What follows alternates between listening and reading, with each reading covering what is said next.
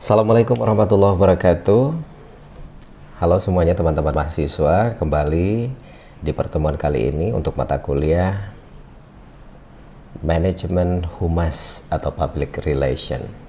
Saya Dr. Hanif Al-Qadri, kembali akan bersama Anda untuk membahas topik-topik di setiap kali pertemuan. Dan untuk hari ini kita mengangkat kaitan antara komunikasi dengan public relation, yaitu analisis untuk melihat bagaimana sebenarnya komunikasi itu sebagai dasarnya public relation.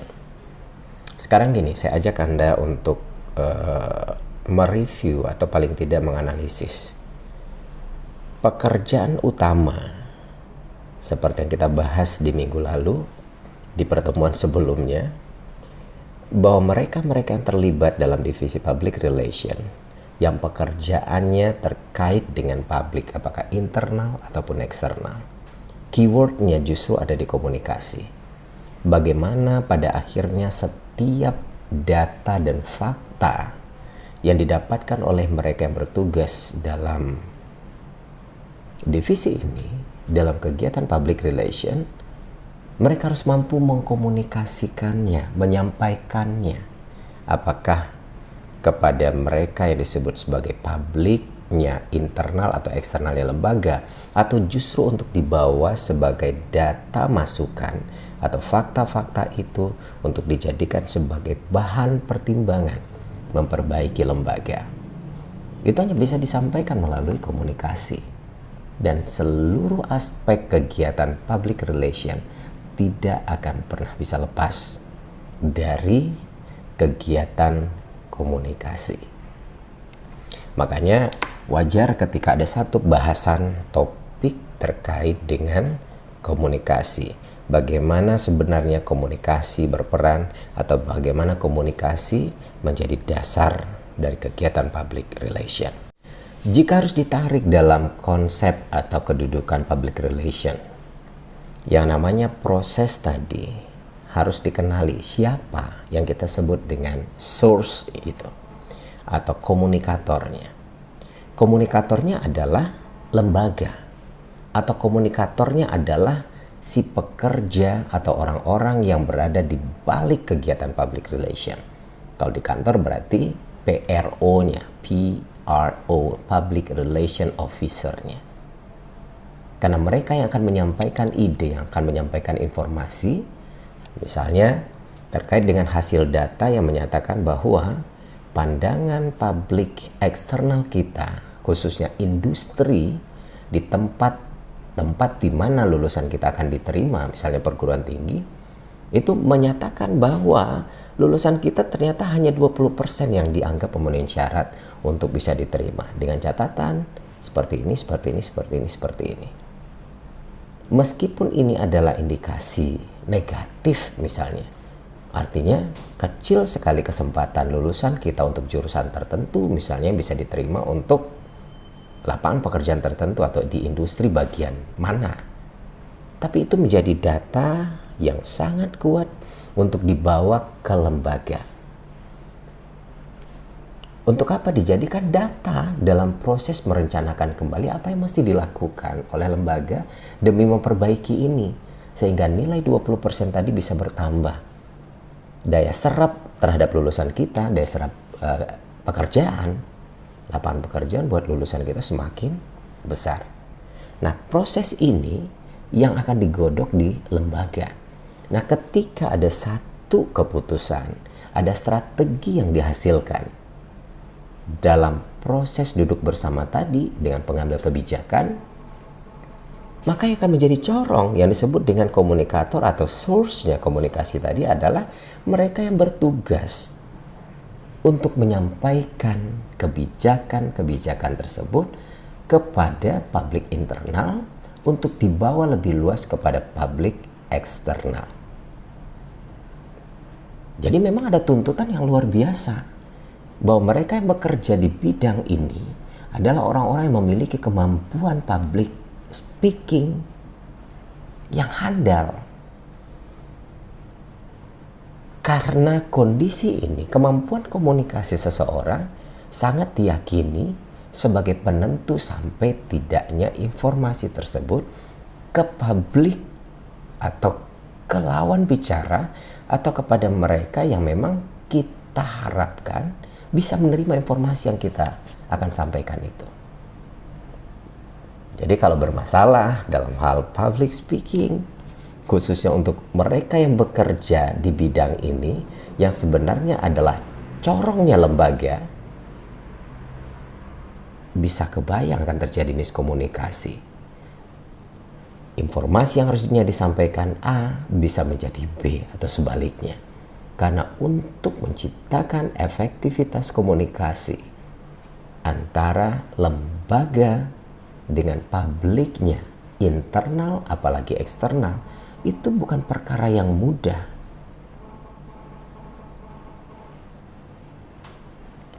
Nah, jadi itu sekedar pengenalan bahwa yang menjadi sumber adalah mereka-mereka yang dianggap atau mewakili lembaga. Mereka yang bekerja sebagai public atau PRO-nya, Public Relation Officer-nya lembaga atau perusahaan atau organisasi. Message-nya yaitu tadi yang akan disampaikan kepada publik internal dan eksternal. Jadi kalau toh terkait dengan mempublish satu kondisi, satu informasi untuk meningkatkan nama baik perusahaan atau lembaga, ya, nah itu yang disebut dengan pesan atau informasi itu yang digodok sedemikian rupa, didesain sedemikian rupa, diolah, kemudian baru disampaikan. Jadi ada strategi khusus juga, ada media yang juga dimanfaatkan. Media apa yang digunakan untuk mendesain informasi yang akan disampaikan tadi. Siapa receivernya? Receiver atau komunikannya jelas adalah mereka-mereka yang jadi tujuan akhir dari sampainya proses informasi tadi. Harapan kita untuk menyampaikan informasi tadi. Secara umum ya dua, publik internalnya lembaga dan publik eksternalnya dari organisasi atau lembaga kita. Kalau tadi terkait dengan informasi yang ada hubungannya dengan daya serap lulusan terhadap dunia kerja, berarti industri, maka yang disebut sebagai receiver adalah industri atau tempat atau lembaga yang akan menerima lulusan kita untuk bekerja. Kemudian ada media yang perlu dimanfaatkan. Kalau media itu banyak, media yang bisa dimanfaatkan ya media cetak, media sekarang media sosial, ya, leaflet, ya paling tidak seperti itulah. Atau memang kita akan berkomunikasi secara langsung melalui surat atau apa. Media ini begitu banyak. Jadi tergantung kepiawaian dari organisasi atau lembaga atau divisinya public relationnya lembaga ini untuk melihat, merasakan instingnya. Media apa yang paling tepat dan cocok dimanfaatkan untuk informasi seperti ini. Jadi memang tidak semua media yang tepat atau cocok dimanfaatkan atau digunakan untuk menyampaikan setiap informasi. Jadi tergantung kelihayan atau insting yang dimiliki oleh mereka-mereka yang terlibat dalam bidang ini. Baru melalui media itu informasi sudah sampai dari pemberi pesan tadi kepada penerima pesan, dari lembaga sebagai sumbernya kepada publik eksternal kita, yaitu industri yang kita maksudkan. Untuk apa? Untuk terakhir mendapatkan efek. Ada tidak efek yang akhirnya bisa berubah atau bisa dirasakan oleh para lulusan kita akibat dari informasi, kebijakan-kebijakan yang dibawa oleh lembaga tadi untuk sampai kepada publik eksternal. Nah, ini yang konsep yang disampaikan oleh Lasswell, dan ini adalah proses komunikasi dengan segala unsur yang ada atau terlibat di dalamnya yang sebenarnya punya kaitan langsung dengan kegiatan kehumasan atau public relation. Teret. Sudah berganti kostum dan kita masih dalam mata kuliah Public Relation atau Manajemen Humas, membicarakan bagaimana konsep komunikasi dalam kegiatan public relation. Tadi kita sudah ulas tentang proses terjadinya komunikasi secara umum, dan itu sebenarnya juga terjadi dalam kegiatan public relation dalam sebuah lembaga. Yang pertama dari sumber atau yang kita sebut dengan komunikator atau source tadi adalah di mana proses komunikasi dimulai atau sebuah proses komunikasi berawal dari source atau sumber atau si pengirim pesan, yaitu di mana gagasan, ide, persoalan, masalah, pikiran yang berasal yang kemudian akan disampaikan kepada pihak lain atau yang kita sebut sebagai publik dari lembaga tersebut. Apakah publik internal atau publik eksternal sebagai penerima pesan. Yang kedua dari proses tadi itu adalah pesan atau message-nya, yaitu apapun yang dilakukan oleh manusia, baik lisan ataupun tertulis melalui kegiatan public relation di setiap lembaga, itu kita menyebutnya sebagai sebuah pesan. Pesan yang disampaikan dapat berbentuk sederhana, tapi bisa juga memberikan pengaruh yang sangat besar dan itu cukup efektif dalam memperbaiki sebuah persoalan atau masalah yang dihadapi lembaga, bahkan mengangkat citra dan nama baik lembaga tersebut. Yang ketiga, kita sebut dengan channel, yaitu jalan atau media yang dilalui pesan untuk disampaikan kepada mereka-mereka yang kita sebut sebagai penerima pesan tadi. Yang keempat adalah komunikan atau publik yang kita maksud sebagai orang-orang atau kelompok atau lembaga yang menerima pesan yang kita ingin sampaikan, yaitu sasaran atau target dari pesan. Mereka adalah penerima yang bisa berupa individu ataupun kelompok atau lembaga atau bahkan satu kumpulan besar manusia yang tidak saling mengenal satu sama lain. Apalagi kita menyebutnya sebagai publik eksternal yang hampir tanpa batas, kecuali nanti kita mengotak-kotakannya dalam kebutuhan masing-masing lembaga. Dan terakhir dari proses tadi adalah efek, yaitu tanggapan atau respon atau feedback dari penerima pesan yang terbentuk atau yang mampu mengubah pesan berikut yang akan disampaikan oleh si sumber tadi, sehingga terjadi perubahan paradigma, perubahan perilaku, perubahan pikiran dari yang dulu menganggap kita itu jelek atau di blacklist, tiba-tiba melalui pesan yang kita sampaikan dengan segala strategi public speaking yang handal yang dimiliki oleh mereka atau petugas public relation di sebuah lembaga, itu paradigma itu bisa berubah, pemikiran dan simpulan itu bisa berubah menjadi lebih baik. Oh ternyata begini, oh ternyata tidak seburuk yang kami bayangkan. Apalagi kalau mampu memunculkan data dan fakta sebagai inti dari komunikasi yang akan kita sampaikan kepada penerima pesan kita. Kalau ditanya bentuk-bentuk dari komunikasi itu dalam kegiatan public relation seperti apa? Ya sama dengan bentuk-bentuk komunikasi secara umum yang terjadi di setiap lembaga atau dimanapun kita berada. Secara garis besar dibagi dalam 3 konsep yang disebut dengan komunikasi interpersonal, komunikasi kelompok, dan komunikasi organisasi. Nah sekarang kita tidak akan membahasnya satu persatu secara detail, tapi paling tidak mengenal komunikasi apa yang barangkali menjadi pengaruh atau yang terdampak atau yang memang dilakukan oleh public relation di setiap lembaga, di sebuah lembaga. Sehingga ini menjadi gambaran atau masukan buat kita, buat Anda ketika ingin menganalisis atau melihat kegiatan public relation di sebuah organisasi yang dimaksud. Yang pertama, komunikasi interpersonal tadi. Di lembaga manapun, di organisasi manapun akan muncul komunikasi internal, yaitu komunikasi yang terjadi di antara orang-orang yang ada di dalam lembaga itu. Apakah bentuknya personal communication atau kebutuhan antar individu terkait dengan pekerjaan. Yang kedua adalah group communication atau komunikasi kelompok-kelompok atau divisi per divisi yang ada di lembaga itu. Nah yang kedua komunikasi eksternal, yaitu komunikasi yang terjadi antara kelompok kita yang ada di dalam atau lembaga kita dengan publik yang ada di luar. Ada kaitan timbal balik bagaimana komunikasi itu saling berdampak, bagaimana feedback dan TikTok terjadi. Kenapa? Organisasi dimanapun berada, lembaga kita dimanapun berada, termasuk perusahaan yang sekarang Anda pimpin, itu tidak bisa hidup sendiri. Anda butuh publik Anda yang ada di luar, yang kita sebut dengan external public. Maka terjadi komunikasi secara tidak langsung atau memang didesain sedemikian rupa karena hubungan baik antara Anda dengan publik eksternal Anda mesti tercipta. Maka betul, yang duduk di posisi mereka-mereka yang terlibat dalam kegiatan public relation itu harusnya adalah mereka-mereka yang paham betul dengan kondisi yang akan dibawa keluar dan mereka-mereka yang memiliki kemampuan public speaking yang handal, mampu meyakinkan orang lain dengan fakta dan data empirik yang dipunyai.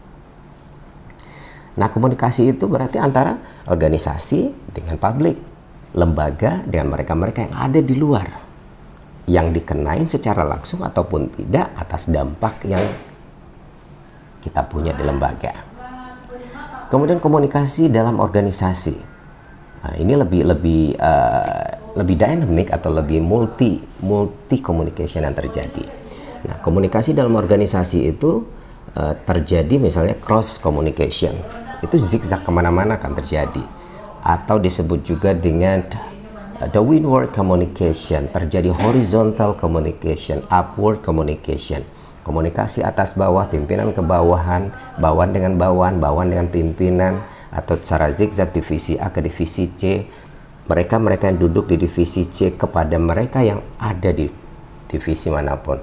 Nah, itu terjadi cross communication, horizontal communication, upward communication, dan yang terakhir adalah downward communication.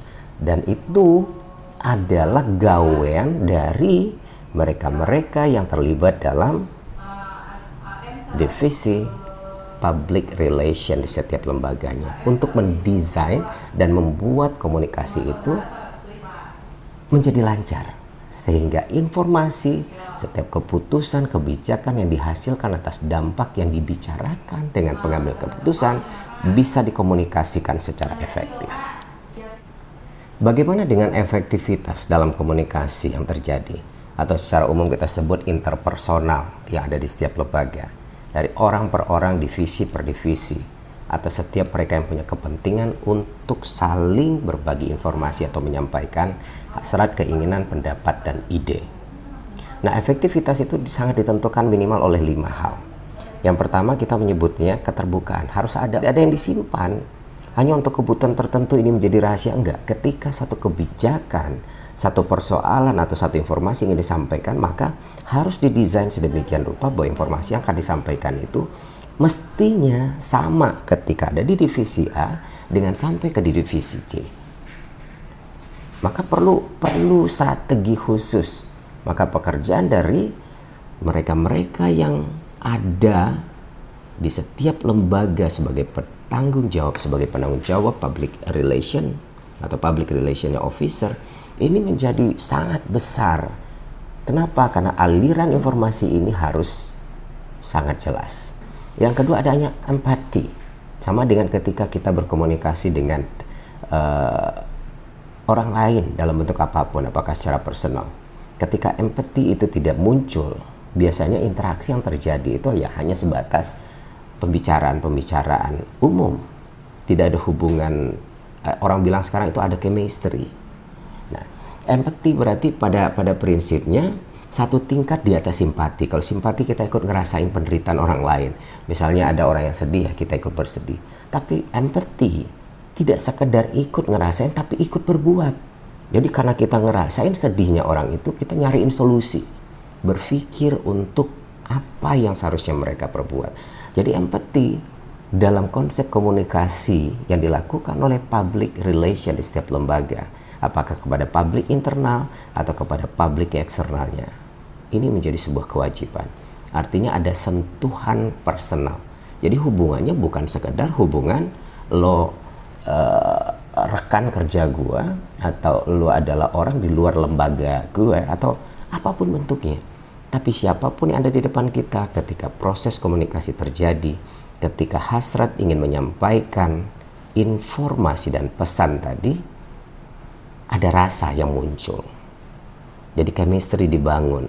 Berbicaralah dari hati ke hati menggunakan rasa. Itu jauh lebih enak sebenarnya. Nah, yang ketiga, efektivitas itu sangat ditentukan oleh dukungan, supportiveness. Support dari lembaga secara keseluruhan. Ketika sudah dipercayakan kepada public relation officer, ya kasih dukungan, kepercayaan penuh, jangan nanggung-nanggung.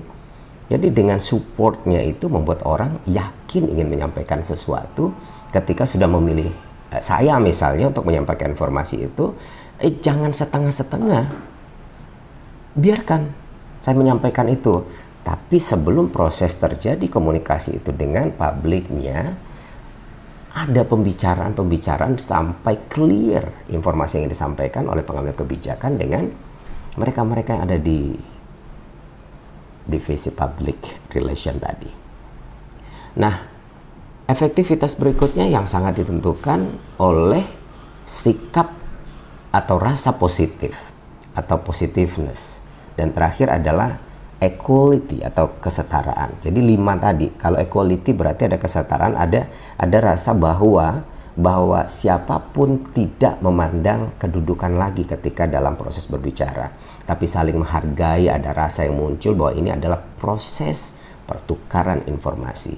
Jadi jangan merendahkan orang lain atau jangan terlalu menghormati orang lain karena kedudukannya. Karena pada saat komunikasi terjadi, informasi bergulir harus dengan heart to heart, dengan rasa, bukan dengan keseganan, ketakutan, atau merendahkan siapapun yang ada di depan kita. Nah, ini yang menjadi 5 kunci atau 5 keyword dari efektivitas komunikasi. Sekarang muncul pertanyaan dalam pikiran kita. Kalau memang komunikasi itu mesti didesain, kalau memang komunikasi itu harus disiapkan dengan strategi-strategi yang matang supaya supaya pesan yang ingin kita sampaikan tadi kepada publik kita, khususnya kepada publik eksternal, karena dampaknya tidak sedikit ketika informasi itu sudah keluar, ketika komunikasi itu sudah terjadi, efeknya adalah pada citra lembaga. Maka memang tidak semua orang yang bisa melakukan itu secara baik.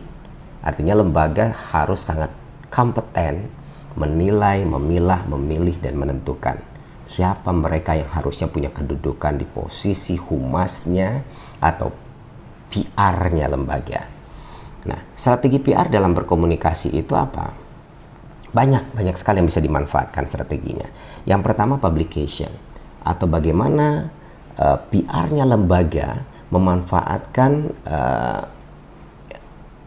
media-media atau alat lain yang bisa digunakan untuk mempublish, untuk mempromosikan. Jadi melalui promosi itulah komunikasi itu bisa berdampak sangat luas. Jadi tidak mesti one by one, satu ketemu satu, saya ketemu dengan lembaga itu, lembaga ini, itu menghabiskan energi. Kecuali masalahnya memang case to case. Tapi kalau ingin menyampaikan satu statement, satu masalah, satu informasi yang ingin kita berikan ke banyak publik kita secara umum, maka biasanya strategi yang dimanfaatkan oleh public relation sebuah lembaga besar adalah publication. Yang kedua strateginya adalah event, acara. Melalui event-event besar, kegiatan-kegiatan besar, itu mengundang masyarakat atau publik dimanapun, termasuk industri. Misalnya kita untuk lembaga perguruan tinggi. Kalau selama ini ada catatan-catatan buruk tentang lembaga, itu boleh jadi ada sesuatu yang belum dipahami oleh mereka. Langsung saja kita lihat misalnya industri atau dunia kerja atau perusahaan-perusahaan tertentu yang sebenarnya bisa kita jadikan sebagai lahan atau tempat tujuan akhir dari setiap lulusan kita. Tapi ketika mereka punya blacklist sendiri tentang kita misalnya, boleh jadi ini adalah strategi. Kenapa? Mungkin tidak semua hal baik tentang kita yang dipahami atau yang dimengerti oleh industri, yang diketahui karena kurangnya publication tadi atau kurangnya event-event yang kita ingin perlihatkan ke publiknya kita. Nah, ternyata misalnya lembaga kita punya kemampuan anak untuk robotik, tapi selama ini hanya cerita, nggak ada. Nah sekarang event itu kita buat, kita perlihatkan. ternyata kemampuan anak-anak kita, mahasiswa-mahasiswa kita di lembaga atau universitas yang kita pimpin ini punya skill handal. Yang ketiga, strategi yang bisa dilakukan atau dimainkan oleh PR-nya sebuah lembaga dalam berkomunikasi adalah melalui berita atau news, dengan cara mengundang para wartawan untuk menulis berita, atau justru kita yang mempublish berita itu sendiri ke semua media cetak ataupun televisi. Itu bisa dimanfaatkan. Selain itu adalah corporate identity atau citra perusahaan yang sudah didesain dan dibuat sedemikian rupa, termasuk hubungan dengan khalayak atau disebut dengan community involvement. Nah, dan yang berikutnya, dan ini sebenarnya kunci dari kegiatan atau kemampuan yang dituntut dari setiap PR-nya lembaga, yaitu lobbying and negotiation. Dan terakhir adalah social responsibility. Jadi banyak strategi, banyak alat, banyak kondisi dan media yang bisa dimanfaatkan dalam membuat komunikasi sebuah lembaga itu menjadi efektif. Berikutnya akan kita bahas adalah terkait dengan peranan praktisi PR dalam menjalankan komunikasi mereka dengan keseluruhan publik dari lembaga itu, apakah publik internal ataupun publik eksternal. Kalau diambil pendapat yang berkembang terkait dengan peranan ini, apa yang dijelaskan oleh Broom and Smith di tahun 92 yang kemudian dikembangkan oleh Scott Gottlieb di tahun 2007, itu bisa kita jadikan sebagai salah satu bentuk peran yang dijalankan oleh praktisi PR-nya lembaga. Ada 4 peran menurut Scott. Yang pertama adalah sebagai fasilitator komunikasi. Yang kedua sebagai fasilitator proses pemecahan masalah atau yang disebut dengan problem solving process facilitator. Dan yang ketiga adalah sebagai teknisi komunikasi. Dan yang keempat adalah expert prescriber atau yang disebut dengan penasihat ahli. Nah, kita lihat yang pertama sedikit saja.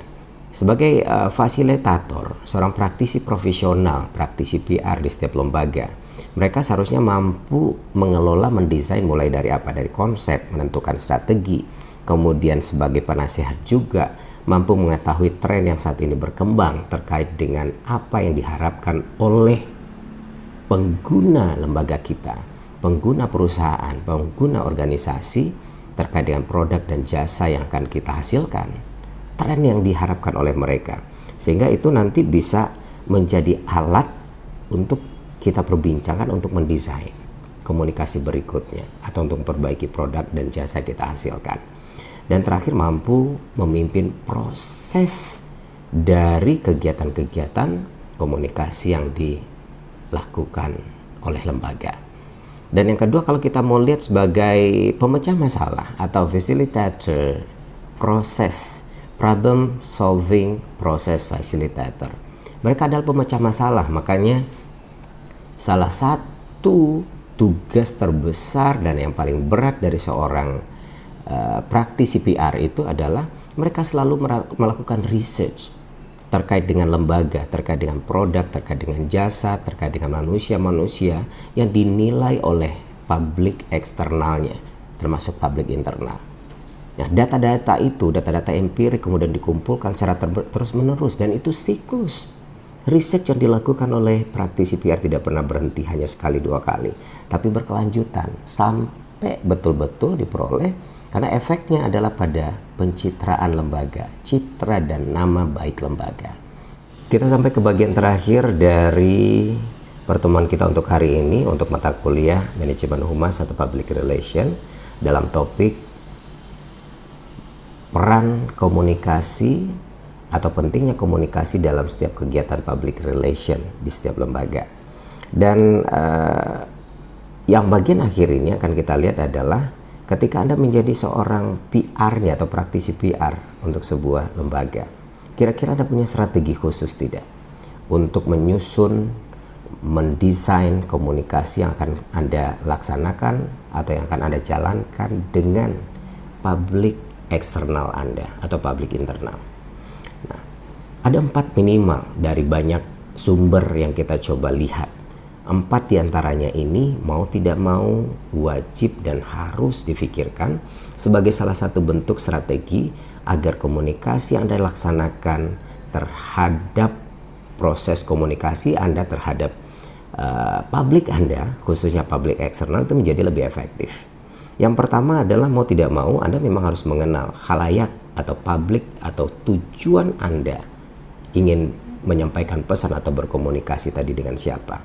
Anda harus tahu siapa mereka, seperti apa mereka, bagaimana mereka, apa hasrat, keinginan mereka, kebutuhan mereka terhadap lembaga Anda. Kalau tidak kenal sulit. Tak kenal maka tak sayang maka tak cinta. Dan proses chemistry terbangun ketika memang kita sudah saling kenal. Nah, itu analoginya. Yang kedua adalah dalam rangka menyusun. Kalau memang sudah kenal, sudah tahu, sudah muncul chemistry dengan publik yang akan kita ingin kejar untuk melaksanakan proses komunikasi terkait dengan lembaga yang kita bangun, itu pesannya harus didesain. Bagaimana cocok pesan itu bisa sampai, bisa diterima dengan baik oleh khalayak yang kita maksud. Kalau analogi lain yang saya coba gunakan agar bisa difahami, ketika kita berhadapan dengan anak-anak sebagai khalayak kita, sebagai publiknya kita, maka pesan yang didesain untuk dikomunikasikan harus bahasanya anak-anak, karena sulit bagi anak-anak memahami bahasa orang dewasa, apalagi bahasa-bahasa tinggi yang ilmiah. Jadi kita harus jadi anak-anak dulu untuk bisa memainkan peran dengan bahasa-bahasa mereka. Jadi kalau dalam proses komunikasi PR-nya lembaga, ketika Anda kenal siapa publiknya Anda, maka Anda harus desain pesan Anda sesuai dengan kebutuhan mereka. Kemudian yang ketiga, tetapkan metode yang tepat dan cocok. Dan yang keempat, strategi dengan memilih media yang pantas dan memang semestinya. Media tadi banyak, media cetak yang bisa dimanfaatkan atau melalui event, atau mana yang paling praktis dan paling memungkinkan sehingga lebih efektif Anda melihat dari segala sisi. Oke, baik. Mudah-mudahan ini bisa Anda manfaatkan, bisa dianalisis secara baik pula. Dan nanti di satu saat ketika betul-betul Anda menjadi seorang PR atau praktisi PR-nya sebuah perusahaan atau lembaga, paling tidak Anda tahu strategi-strategi apa, bagaimana kondisi, bagaimana memainkan peran Anda sebagai PR-nya, bagaimana posisi Anda begitu pentingnya di setiap lembaga. Terima kasih banyak. Saya Dr. Hanif Al-Qadri pamit. Semoga bisa ketemu lagi dalam materi-materi lainnya di mata kuliah ini, manajemen humas atau public relation. Wassalamualaikum warahmatullahi wabarakatuh. Sampai jumpa.